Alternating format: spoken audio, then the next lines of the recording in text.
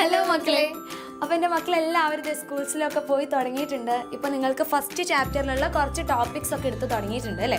അപ്പോൾ എങ്ങനെയാണ് ഓരോ ടോപ്പിക്സ് പഠിക്കേണ്ടത്, എങ്ങനെയൊക്കെ പഠിച്ചു കഴിഞ്ഞാലാണ് നമുക്ക് ആ ഒരു ടോപ്പിക്സ് ക്രിസ്റ്റൽ ക്ലിയർ ആയിട്ട് പഠിക്കാൻ വേണ്ടി പറ്റുക എന്നുള്ള കുറച്ച് കാര്യങ്ങളാണ് ഈ ഒരു വീഡിയോയിൽ നമ്മൾ പറഞ്ഞു തരാൻ പോകുന്നത്.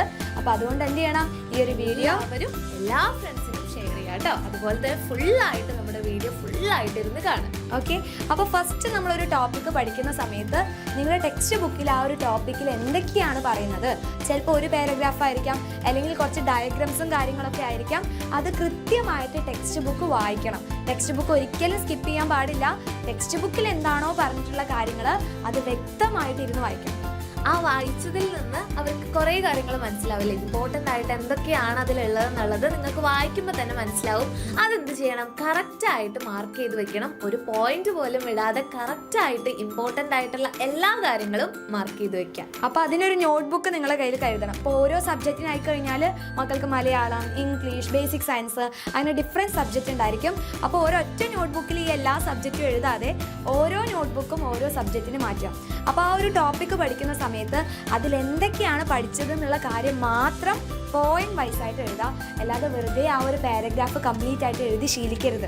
ഓക്കെ. നിങ്ങൾ വലിയ ക്ലാസ്സിൽ എത്തുന്ന സമയത്ത് നിങ്ങൾക്കപ്പോൾ ടെക്സ്റ്റ് ബുക്ക് എഴുതാനേ സമയം ഉണ്ടായിരിക്കുള്ളൂ. അപ്പോൾ അതുകൊണ്ട് ഈ ഒരു കുഞ്ഞു പ്രായത്തിൽ തന്നെ ഓരോ ടോപ്പിക്സിൽ എന്താണ് നിങ്ങൾ പുതുതായിട്ട് പരിചയപ്പെട്ടുള്ള വേർഡ്സ് അല്ലേ, ആ ഒരു വേർഡ് എന്ത് ചെയ്യണം, നിങ്ങൾ കറക്റ്റായിട്ട് നോട്ട് ചെയ്ത് വെക്കാം. പിന്നീട് അത് ഇടയ്ക്കിടയ്ക്ക് ഒന്ന് റിവൈസ് ചെയ്താൽ മതി. പിന്നെ നമുക്ക് എന്ത് ചെയ്യാം, ആ ഒരു ടോപ്പിക്സ് പെട്ടെന്ന് ക്ലിക്കാവാൻ വേണ്ടിയിട്ട് എന്ത് യൂസ് ചെയ്യാം, ഹൈലൈറ്റർ ഒക്കെ യൂസ് ചെയ്യാം. അതായത് നമ്മളിപ്പോൾ ഇമ്പോർട്ടൻ്റ് ആയിട്ടുള്ള പോയിന്റ്സ് ഒക്കെ എഴുതി വെച്ചു, ടെക്സ്റ്റ് അങ്ങനെ തന്നെ പകർത്താതെ നമുക്ക് മനസ്സിലായ കാര്യങ്ങൾ മാത്രം എഴുതുക. കൂടാതെ കൂടുതലായിട്ട് പുതിയതായിട്ട് എന്താണ് പഠിച്ചത് എന്നുകൂടെ എഴുതുക.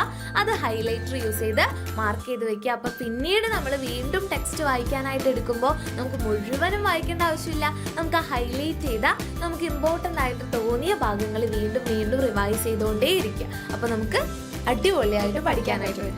പിന്നെ മിസ് പറഞ്ഞു, നിങ്ങൾ പുതിയ ക്ലാസ്സിൽ എത്തുന്ന സമയത്ത് നിങ്ങൾക്ക് പുതിയ പുതിയ വാക്കുകളൊക്കെ പരിചയപ്പെടും. ആ വാക്കുകൾ ചിലപ്പോൾ നിങ്ങൾക്ക് ആദ്യം നോക്കുമ്പോൾ മനസ്സിലായില്ല എന്ന് വരും. അപ്പോൾ അത് നിങ്ങൾ ടെൻഷൻ അടിക്കേണ്ട ഒരു ആവശ്യമില്ല.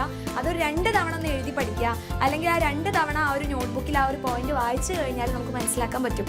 അത്രയും സിമ്പിളായിട്ടുള്ള കാര്യങ്ങൾ തന്നെയായിരിക്കും. അപ്പോൾ ഓരോ കോൺസെപ്റ്റും മനസ്സിലാക്കി പഠിക്കുക. ടെക്സ്റ്റ് ബുക്ക് ഇരുന്ന് വായിക്കണം. ഓരോ ടോപ്പിക്സ് കൃത്യമായിട്ട് വായിക്കുക.